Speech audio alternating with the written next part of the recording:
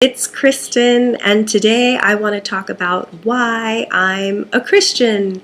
And the quick answer in 10 words is there is too much evidence for the resurrection of Christ. That is why I'm a Christian. But before I get into that, I just want to quickly define what a Christian is. A Christian is a person who believes and follows the teachings of Jesus Christ, and they are a part of Christianity, the largest religion in the world, the religion based on the teachings of Jesus Christ. And within Christianity, there are a lot of groups because we Christians disagree on the teachings of Christ. So within Christianity, we have the Catholic Church. There was a schism, so we also have the Orthodox Catholic Church, but the Catholics and the Orthodox only disagree on one thing, so they're basically the same. And then 5 years ago, there was the Protestant Reformation, which started more groups of Christians. I took church history courses and Christianity as a whole courses in college. But unfortunately, I cannot remember when all of the Protestant groups were established. They weren't all established right at the Reformation. Over time, new groups formed. So, and I'm going to forget many of them, but some of those groups are the Lutherans, the Anglicans, Methodists, Presbyterians, Baptists, Evangelicals, Pentecostals, Church of Christ, Seventh-day Adventists, and there are many more. And we also have non-denominational churches. Those are churches.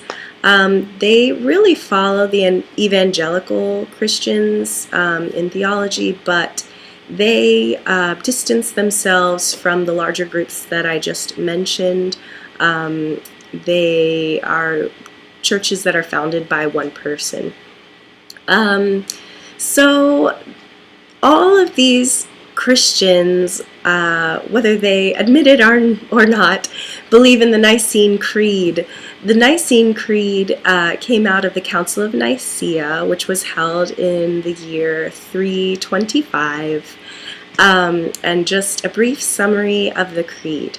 The Creed establishes that all Christians believe in one God, made of three persons, which we call the Trinity.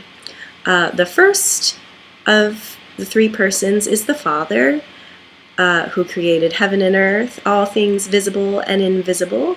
The second is the Son, Jesus Christ, who was not made on earth, but incarnate. So God became man, God became flesh on earth, and he lived, suffered, died, was buried, and resurrected for the salvation of mankind.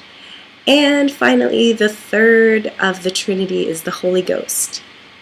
So all Christians believe in the Trinity, and if you are a person that believes in some of Jesus's teachings, but you also believe in extra things that are in conflict with what I just summarized, the Nicene Creed, generally you're not considered a Christian. So those would be the Mormons and the Latter-day Saints.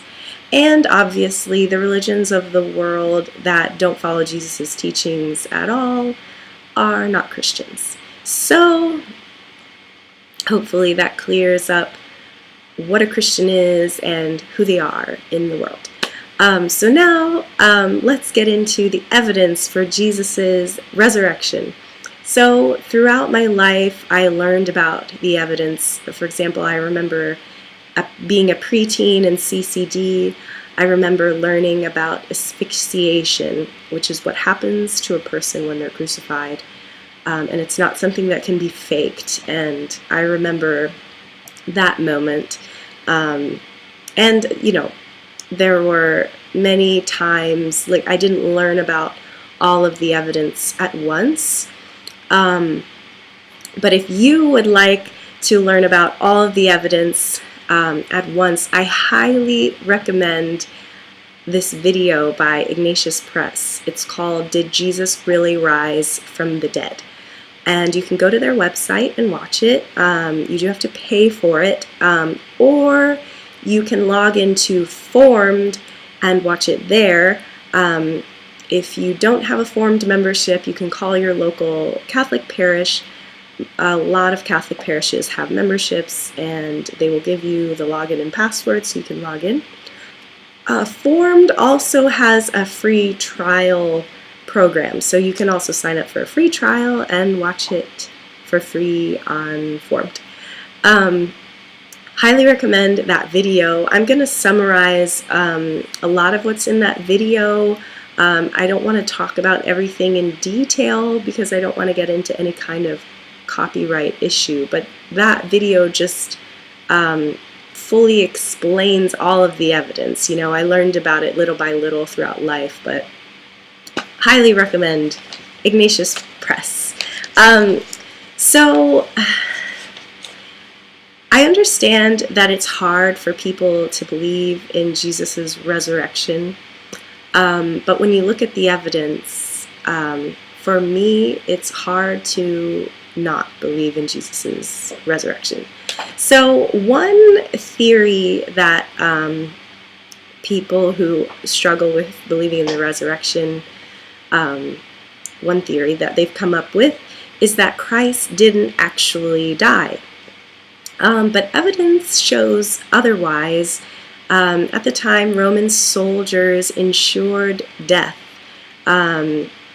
You know, there was scourging beforehand. We know in Jesus's case, he was beaten and given a crown of thorns. Also, I touched on it earlier, asphyxiation is what happens to you when you're crucified. Your weight will pull you down to the point where you can no longer breathe. You can no longer exhale. Also, we know soldiers inspected the body.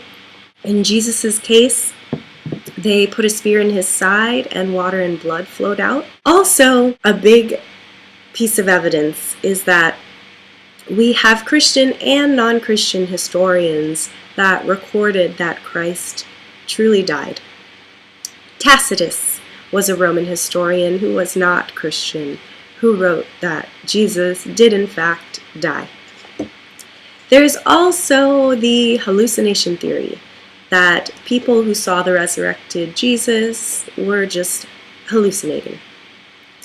This theory doesn't make sense because Jesus appeared to over 500 people in 12 different locations over the course of 40 days. So that would mean mass hallucinations over a period of time in different locations. You know, that was before the internet, and, you know, so there's no way that one person could make up a lie and then get it to all those people in time so that they all have the same lie or hallucination. It doesn't make sense. Also, Jesus appeared to people who did not believe. An example is St. Paul or Saul of Tarsus. He did not believe, so why would someone who did not believe, why would they hallucinate about Jesus? It doesn't make sense. Both believers and non-believers saw the resurrection of Jesus. There's also the stolen body theory.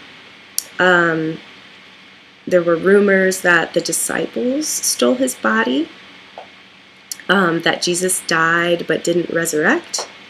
But this theory first doesn't disprove the resurrection, it only disproves the empty tomb account. But this theory doesn't make any sense because Jesus' disciples denied and deserted Jesus when he was crucified because they didn't want to die. And so why would they suddenly find the courage to sneak over to his tomb and steal his body? That doesn't make sense.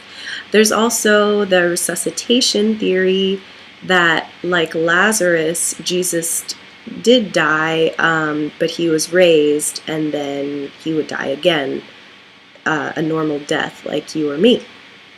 That doesn't make sense because we know that when Jesus resurrected, he had a body that could pass through doors, so could pass through walls. So that is not normal for our human experience, and so that was definitely a divine resurrection and something very different.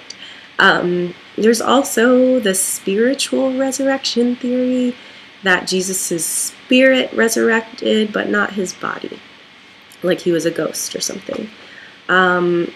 In the original Greek in the Bible, there are the words anastasis and agelero, probably pronouncing those wrong, but those words meant bodily resurrection. Also, we know Jesus appeared to Luke and John and told them to feel my flesh and bones. Also, Paul says that Jesus was raised, and Paul was a Pharisee, and Pharisees believed in bodily resurrection. When they said resurrection, it meant bodily resurrection.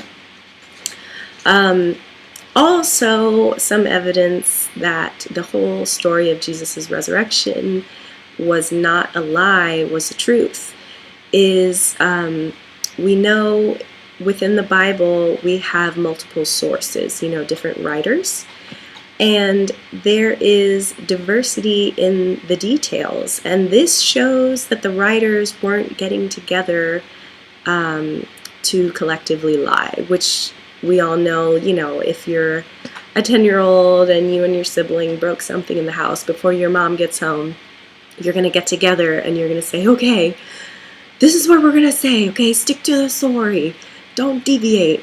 But in the Bible, there's deviations, which shows that they're not lying, it's the truth.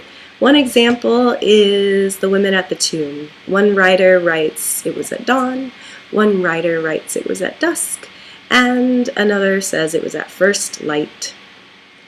Also, with women, women were the chief sources of the empty tomb account, and we know that women were not respected in biblical times, first century Mediterranean world.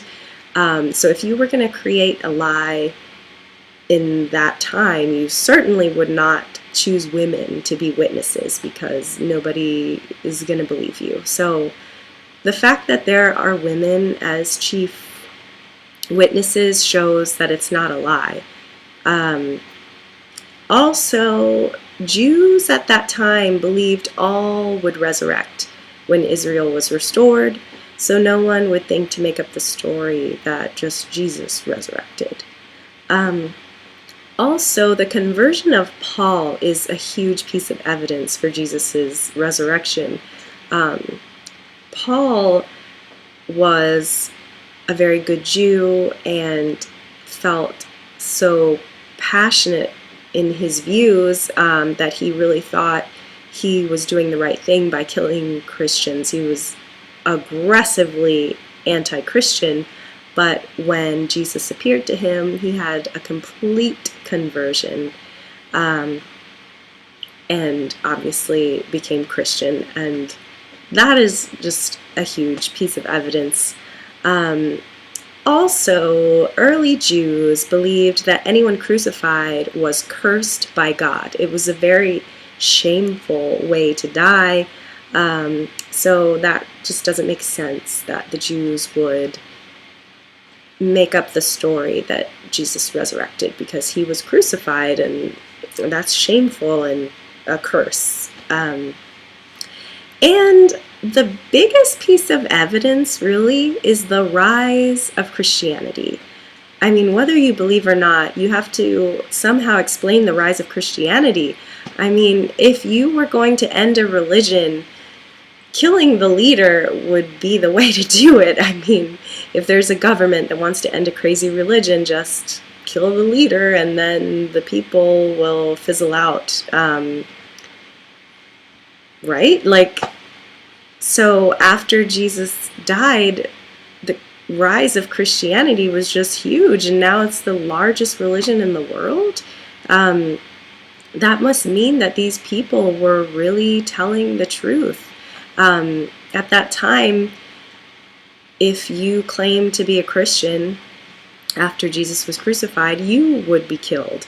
So why would all these people willingly die? Would they die for a lie? I don't think so. I think that they were telling the truth. They died because they saw the resurrected Jesus, and they knew the truth. And once you know the truth, you can't lie, once you know the truth, you can't go back. So once they knew the truth, it didn't matter that they would be killed. They knew the truth, and they knew that they would be reunited with Jesus Christ. So I am just so happy that I found Ignatius Press, that video, because it's such a thorough explanation of all the evidence. Like I said, I've heard about bits and pieces of the evidence throughout time, but I really love that video. There's also The Case for Christ, which was written by an atheist man who wanted to disprove Christianity so that his wife would no longer be Christian, but throughout his research he ended up converting to the faith because there was just too much evidence for the resurrection of Christ. And he is now a non-denominational Christian, I believe. You can read The Case for Christ, it's a book, or you can also watch the movie, and it's on Netflix. I watched it, I enjoyed it, but I really love the evidence presented in Ignatius Press's video, Did Jesus Really Rise from the Dead? So I will link everything I talked about below. And I apologize for my scratchy voice. I'm suffering from allergies, but I'm trying not to get too down about it because, for example, if you're suffering from allergies, you can just think of all the saints who prayed to God for physical suffering so that they could feel closer to Christ and just remember Christ's suffering on the cross and be united with Him in suffering. So any suffering, that's how I deal with it. And also I apologize if you hear any background noise. My dog is chewing on a rawhide and my computer is making like a weird fuzzy noise. Does your computer do that? How do you stop it? Let me know. But I hope you enjoyed this video, and I love being a Christian, and I hope if you are not a Christian, you will look into the evidence, because I honestly feel that people who are not Christian are taking a big leap of faith, because there's just not a lot of evidence for not being a Christian, but there's a lot of evidence for Christianity. So I hope you look into the evidence, and I hope you have a wonderful week, and I'll see you next week. Okay, bye-bye.